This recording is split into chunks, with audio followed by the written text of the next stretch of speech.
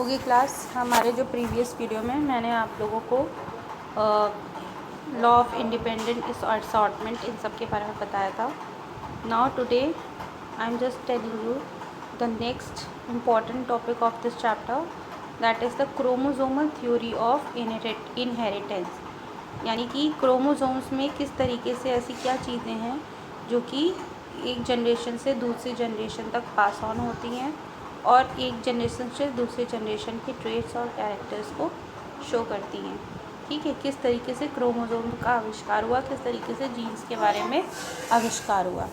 ठीक है, और मेंडल्स को कि कुछ चीज़ों को किस तरीके से माना गया, कुछ चीज़ों को नहीं माना गया, डिस्कार्ड्स की गई थ्योरी हम पढ़ेंगे, क्यों की गई डिस्कार्ड्स हम ये भी पढ़ेंगे. ठीक है, तो let's start the reading.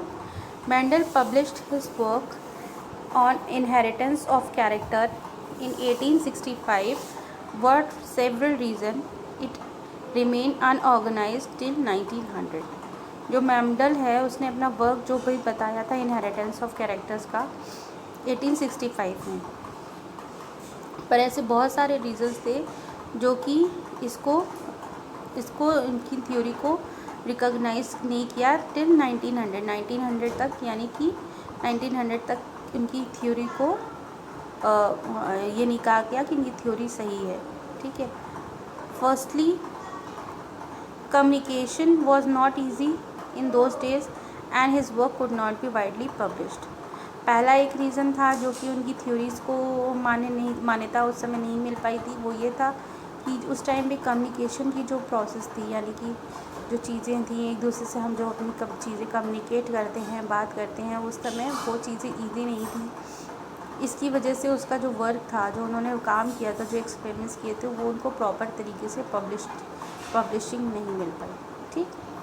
Secondly his concept of genes or factors in Mendel words as stable and discrete unit that control the expression of traits, and the pair of values which did not blend with each other was not accepted by his contemporaries as an explanation for the apparently continuous variation seen in the nature. दूसरा जो उन्होंने एक concept of gene दिया था, जिनको वो Mendel जो है फैक्टर्स बोल रहे थे, उनको जो उनके जो कलीग्स थे उन्होंने उसको स्टेबल और discrete units of expression of traits नहीं बोला. उन्होंने इस चीज़ को मान्यता भी नहीं दी कि किस तरीके से जो एलीज हैं वो अपने आप को ब्लेंड नहीं करती हैं. साथ ही साथ उनके जो ब्लेंडिंग की वजह से जो वेरिएशन आ रहे होते हैं नेक्स्ट जनरेशन में, वेरिएशन मतलब जो चेंजेस आ रहे होते हैं नेक्स्ट जनरेशन में, वो किस तरीके से होता है, ब्लेंडिंग नहीं होती है तो फिर वो किस तरीके से वेरिएशन आते हैं, उनकी इस सारी चीज़ों को डिस्कार्ड किया गया उस टाइम पे. तो ये तो सेकंड पॉइंट था. थर्ड क्या था? Thirdly Mendel's approach of using mathematics to explain biological phenomena was totally new and unacceptable to many of the biologists of this time. जो मेंडल्स ने मैथमेटिक्स यूज़ करी थी बायोलॉजी में, जो प्रोसेस थी वो बिल्कुल न्यू थी और इसलिए बहुत सारे साइंटिस्ट ने इस चीज़ को अनएक्सेप्टेबल करार दिया उस टाइम. फाइनली दो Mendel's work suggested that genes were discrete unit, he could not provide any physical proof for the existence of factors or say what they are made up of. ठीक है, तो क्या हुआ आज फाइनली क्या हुआ, जो मेंडल का जो वर्क था, वो जो जीन्स जिनको वो कह रहे थे फैक्टर्स थे, उनको डिस्क्रीट यूनिट्स जो है वो कहा जाता है, या वो एक अपना इंडिपेंडेंट काम करते हैं. ये किसी तरीके की कोई फिजिकल प्रूफ नहीं दे पाया एग्जिस्टेंस के लिए, इसलिए उनका जो वर्क जो था उस समय उनको नकार दिया गया. But in 1900 3 scientist de Vries Correns and von Tschermak independently rediscovered Mendel's result on the inheritance of the character. पर 1900 में 1900 में 3 scientist de Vries Correns and the von Tschermak जो थे In 1900, three scientists independently rediscovered Mendel's result on the inheritance of the character. 1900 में तीन scientist जो हैं उन्होंने इस जो मेंडल्स की जो लॉ था उनको इंडिपेंडेंटली उनके रिजल्ट ऑफ इनहेरिटेंस को फिर से रीडिस्कवर्ड किया. And also by this time, due to the advancement in the microscopy that were taking place, scientists were able to carefully observe the cell division. This led to the discovery of the structures in the nucleus that appeared to double and divide just before each cell division. उस time पे microscopes का आविष्कार हो चुका था. तो जो scientist थे उन्होंने केयरफुली जो भी सेल डिवीज़न की प्रोसेस थी उसको बहुत केयरफुली ऑब्ज़र्व किया, जिसकी वजह से न्यूक्लियस से उनको ये पता चला कि न्यूक्लियस में इस तरीके के कुछ स्ट्रक्चर्स हैं जो कि सेल डिवीज़न होने के जस्ट पहले से क्या होते हैं, वो डबल होते हैं और डबल होने के बाद डिवाइड हो जाते हैं. जब एक सेल दूसरे सेल में डिवाइड कर रहा होता है तो उनमें जो सेल क्रोमोसोम्स की संख्या होती है वो अपने आप ही डबल होती है और डबल होने के बाद में वो डिवाइड हो जाती है. उन फैक्टर्स को उनको हमने क्या बोला है, these were called the chromosomes. Chromosomes मतलब coloured body, chroma means colour, ठीक है. They can be visualised by the staining. So by 1902 the chromosome movement during meiosis, okay, तो these were are called the chromosome. By 1902 the chromosome movement during meiosis has been worked out, and the Walter Saturn and Theodore Bowen noted that the behavior of the chromosome was parallel to the behavior of the genes and used chromosome movement to explain the Mendel laws. तो उन्होंने क्या किया, ये जो 10 scientist थे इन्होंने देखा कि जो क्रोमोसोम्स का जो बिहेवियर था वो जीन्स के बिहेवियर के साथ साथ ही मतलब पैरेलल था, मतलब साथ में जैसा क्रोमोसोम्स में अगर हो रहा था चेंजेस तो जीन्स में भी चेंजेस और इस तरीके की चीज़ें हो रही थी, डिवीज़न हो रहा था. तो उन्होंने इसको मेंडल्स लॉ के साथ में एक्सप्लेन किया. Recall that you have studied the behaviour of chromosome during mitosis and during meiosis. आपने पढ़ा होगा अपने मियोसिस और mitosis. Mitosis is called the equational division, मतलब जितने जो क्रोमोसोम की संख्या होती है वो उतनी ही सेम रहती है, जबकि मियोसिस में को हमने रिडक्शनल डिवीज़न किया है कि इसमें क्रोमोसोम की संख्या जो होती है वो हाफ हो जाती है. The important things to remember are that chromosome as well as the genes occurs in pair. तो उन्होंने बस इतना ये चीज़ ज़रूर इम्पॉर्टेंट चीज़ बताई कि जो क्रोमोसोम हो चाहे वो जीन्स हो ये कैसे होते हैं, दे अकर्स इन द पेयर. जैसे एलील के बारे में मेंडल ने बताया था, एलील्स जो होती है हमेशा पेयर में एग्जिस्ट करती है, ऐसे ही क्रोमोसोम और जीन्स भी हमेशा पेयर में एग्जिस्ट करते हैं. The two alleles of a gene pair are located on the homologous sites on the homologous chromosome. जो दो एलील्स होती हैं जीन पेयर की वो हमेशा होमोलोगस साइट और होमोलोगस क्रोमोसोम में साथ में अटैच्ड होती हैं. देखिए इसमें लिखा हुआ है 2 सेल्स है G2 में, यहाँ कंबाइन कर रहे हैं, कंबाइन करके 2 पेयर फॉर्म कर रहे हैं, आधा इसमें और आधा इसमें, आधा इसमें और आधा इसमें. तो हमें 4 डॉटर सेल्स मिल रही हैं अलग अलग, और चारों में एक कॉम्बिनेशन भी दिख रहा है आपको, ठीक है.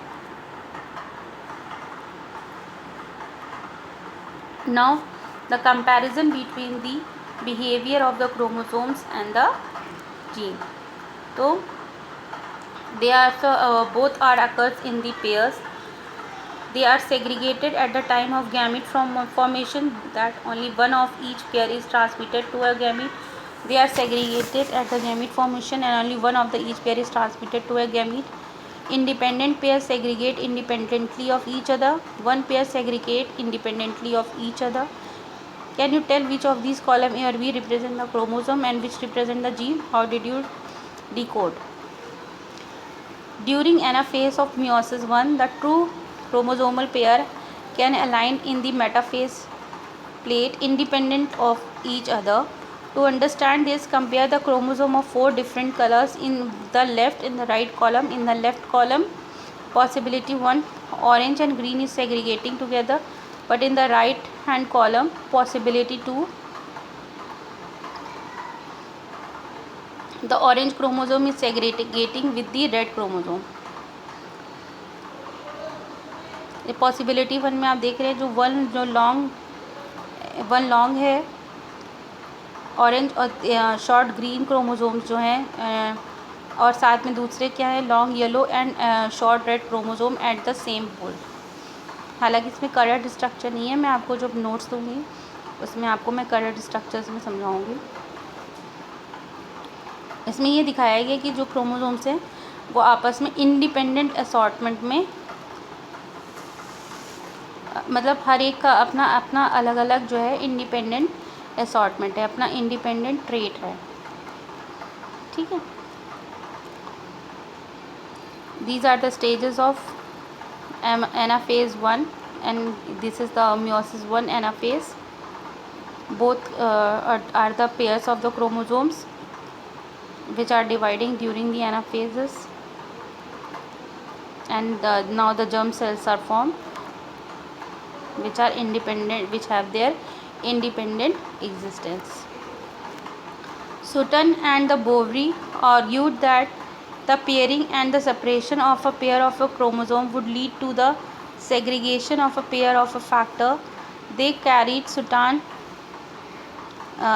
united the knowledge of the chromosomal segregation with Mendelian principles and called it as the chromosomal theory of inheritance. जो सुटान और बोवरी थे उन्होंने आर्ग्यू किया कि पेयरिंग और जो सेपरेशन है क्रोमोसोम्स का वो जो है एक segregation would lead to the segregation of a pair of a factor they carry.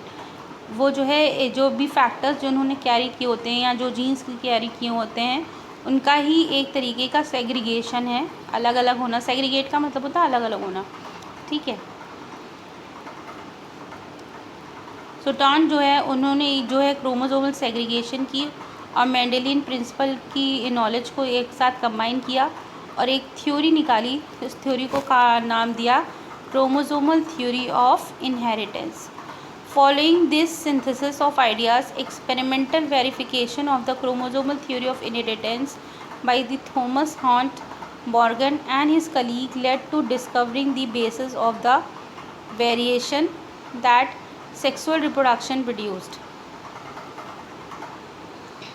इस तरीके की जब सारी जो बातें पता चली क्रोमोसोमल थ्योरी ऑफ इनहेरिटेंस की, तो जो उनके कलीग थे जो आगे जो साइंटिस्ट थे उन्होंने जो है बेसिस ऑफ वेरिएशंस के बारे में खोज आरंभ करी. वेरिएशन मतलब जो चेंजेस जो प्रोजेनी 2 शो कर रही है उसके बारे में जो है खोज करी और उनसे ये बताया कि ये जो वेरिएशन जो प्रोड्यूस हो रहे थे that is due to the sexual reproduction.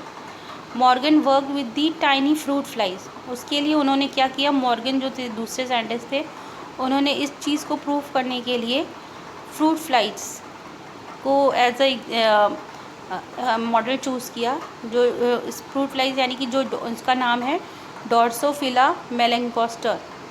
ठीक है. डॉर्सोफिला देखिए स्ट्रक्चर देखिए डॉर्सोफिला का मेल है और फीमेल है. ए वाला मेल है, बी वाली फीमेल है. ठीक है. डॉर्सोफिला मेलेंकोस्टर्स को लिया which were found very suitable for each such studies. ये जो है इनको स्टडीज़ के लिए बहुत सुटेबल सोचा गया. क्यों हम डॉर्सोफिला को उन्होंने चूज़ किया इसका देखते हैं. They could be grown on the simple synthetic medium in the laboratory. तो पहला पॉइंट ये है कि ये लोग जो है लेबोरेटरी के सिंथेटिक मीडियम में ईजिली ग्रो कर जाते हैं. दे complete their life cycle in about 2 weeks. ये जो है अपनी जो लाइफ साइकिल है इनकी जो लाइफ स्पैन है वो 2 वीक्स का है यानी 2 हफ्ते का है. And a single meeting could produce a large number of progeny flies. एक बार की अगर मीटिंग होती है तो ये जो है उसमें नंबर ऑफ प्रोजेनीज फ्लाइज जो है वो प्रोड्यूस करते हैं. Also there was a clear differentiation of the sexes. इनमें ये अच्छे से पता चलता है कि मेल कौन से हैं फीमेल कौन से हैं. आराम से क्लियरली ऑब्ज़र्व करके पता चल जाता है. देखा अभी हमने स्ट्रक्चर में देखा जो मेल है वो जो हैं वो छोटे हैं और जो फीमेल हैं वो उनका जो साइज़ है वो बड़ा है. Also, there was a clear differentiation of the sexes. The male and female flies are easily distinguishable. Also, it has many types of hereditary variation that can be seen with the low power microscope. इनमें जो भी किसी भी तरीके के जो heredity variations अगर show होते हैं तो वो उनको हम जो है लो पावर माइक्रोस्कोप से भी देख सकते हैं. तो जो मॉर्गन थे उन्होंने डॉर्सोफिलस को with these reasons they have chosen it. ठीक. तो this is the important thing which I have taught you. in my next video I'll discuss the linkage and the recombination. ठीक है. till that time you just revise it कि what is chromosomal theory of inheritance and why this theory has taken place, what is the difference between the chromosomes and the genes. ठीक.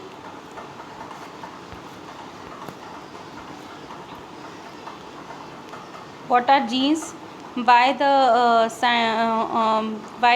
Mendelian principles were working in the 1900 century, why they were not worked in the earlier years when he has conducted the experiments. What are chromosomes, what is mitosis, what is meiosis, why mitosis is called the equational division, why meiosis is called the reductional division. Abhi I have just told you.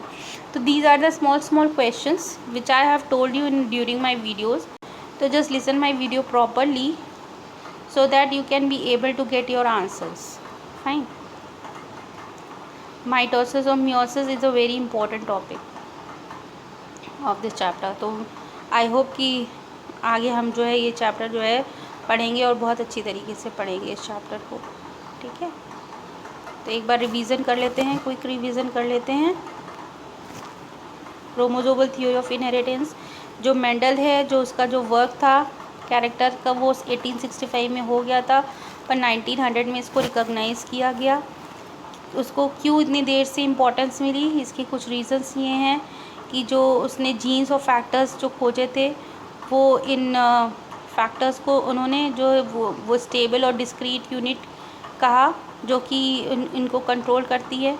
जो pair of allies उन्होंने कहा था कि जो blend नहीं करती हैं each other, उनके इस कॉन्सेप्ट को एक्सेप्ट नहीं किया था उनके कलीग्स ने. ऐसा कि वेरिएशन क्यों प्रोड्यूस होता है, मतलब उनका ये कहना था कि जो अगर ब्लेंडिंग नहीं हो रही है तो वेरिएशन क्यों प्रोड्यूस हो रहा है. ठीक है. तीसरा जो मेंडल्स थे उन्होंने मैथमेटिकल अप्रोच डाली थी बायोलॉजी के सब्जेक्ट्स में, तो ये बहुत सारे साइंटिस्ट को मतलब नकार दी थी उन्होंने इस थ्योरी को.